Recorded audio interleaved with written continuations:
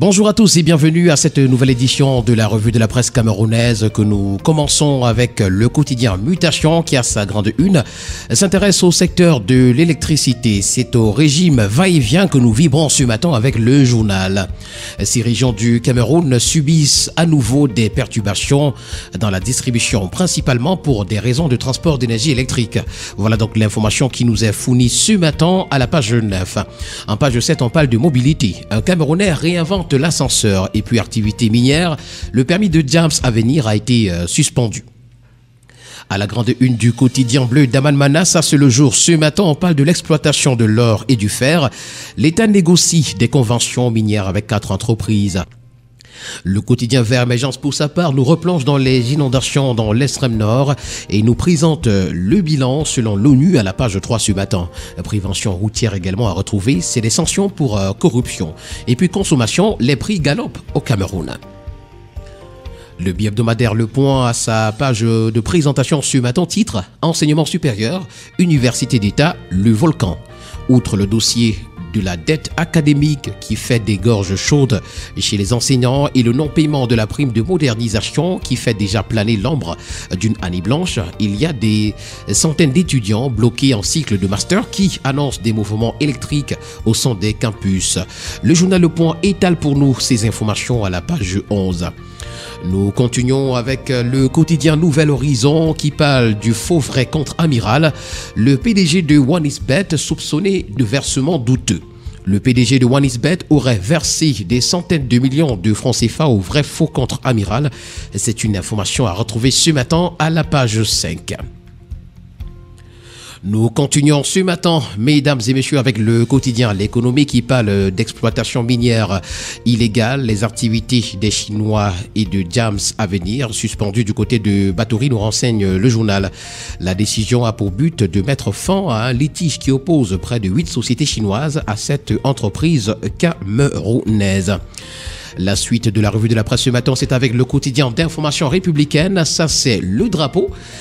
23,7% de produits étrangers en 2023, c'est le titre que nous présente le journal ce matin. En cette année de 2023, le taux de pénétration des produits étrangers sur le marché camerounais a atteint 23,7%, son niveau le plus élevé en 7 ans. Ce chiffre met en évidence les difficultés croissantes des producteurs locaux à s'imposer sur le marché domestique, malgré les efforts du gouvernement pour promouvoir la production nationale à travers une politique d'import-substitution. On parle également de mobilité régionale ce matin. On s'achemine vers une circulation sans visa au sein de la CEMAC. C'est une information à retrouver en page 2. Retrouvons ce matin à la page de présentation du quotidien L'Info à chaud les visages des prisonniers politiques du MRC et le journal de s'interroger et s'ils étaient enfin libérés. Pour expression économique, on parle des inondations à Yagua. À quoi sert la protection civile? C'est une interrogation. Face aux catastrophes naturelles qui frappent le septentrion, une nouvelle urgence se présente. Les inondations dévastatrices dans l'extrême nord. À date, donc, le bilan est le suivant. On a 17 décès, 368 000 personnes affectées, 18 000 maisons détruites, 13 000 hectares de cultures dévastés, 197 écoles inondées, 1600 têtes de bœufs perdues, 282 points d'eau engloutis par les eaux. Voilà le bilan qui nous est présenté ce matin à la page 6 de l'expression politique. On reparle de mines ce matin et cette fois-ci avec le tri-hebdomadaire La Météo. C'est le professeur Foucalitus Gentry qui suspend l'exploitation d'un site. Pour la Terre Promise Hebdo, c'est encore à l'extrême nord qu'on va avec Atangadi qui est en messager du président.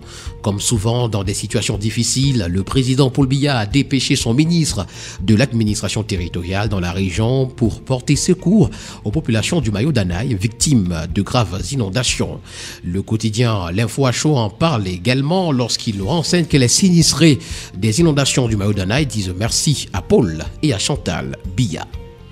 Avec le journal Sa Presse ce matin, on parle de rentrée économique du patronat. C'est le GECAM qui est face aux défis de l'économie camerounaise.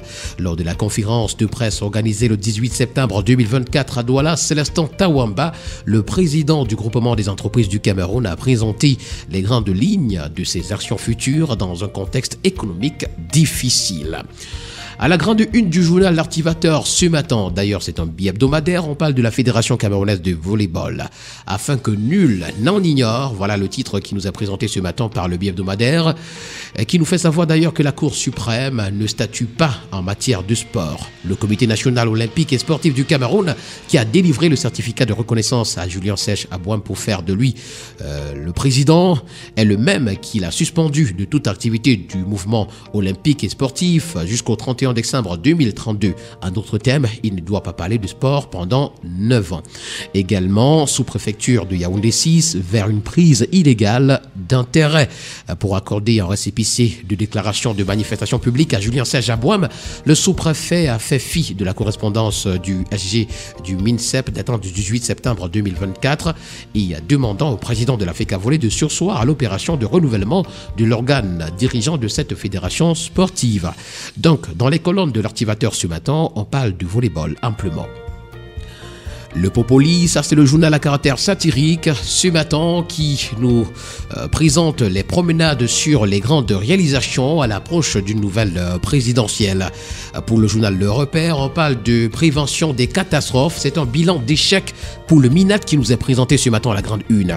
Créé en 1995, la direction de la protection civile n'assure pas de façon efficace sa mission de préservation des hommes, des biens et de l'environnement contre les risques d'accidents graves ainsi que les calamités naturelles. Par contre, cette structure, logée dans les services du ministère en charge de l'administration territoriale, brille par un activisme débordant lorsqu'il s'agit de gérer les fonds publics alloués dans le cadre de ces sinistres. C'est une information à retrouver en page 3. À la grande une du journal L'Avocat ce matin, le barrage de Mékine nous est présenté comme un gigantesque flop. Pour le quotidien de la santé Éco-Santé ce matin, on fait une incursion à l'hôpital général de Yaoundé. C'est faux. Le professeur Vincent De Paul Dienthe n'a pas bénéficié d'une évacuation sanitaire. Lutte contre le VIH également, le financement de la lutte a diminué de 5% entre 2023 et 2024 et de 7,9% entre 2020 et 2023.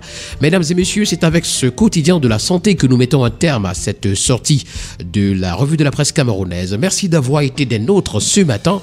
Le plaisir a été le nôtre de vous servir de cette manière. Demain, nous serons encore là et vous, certainement. Agréable journée à tous.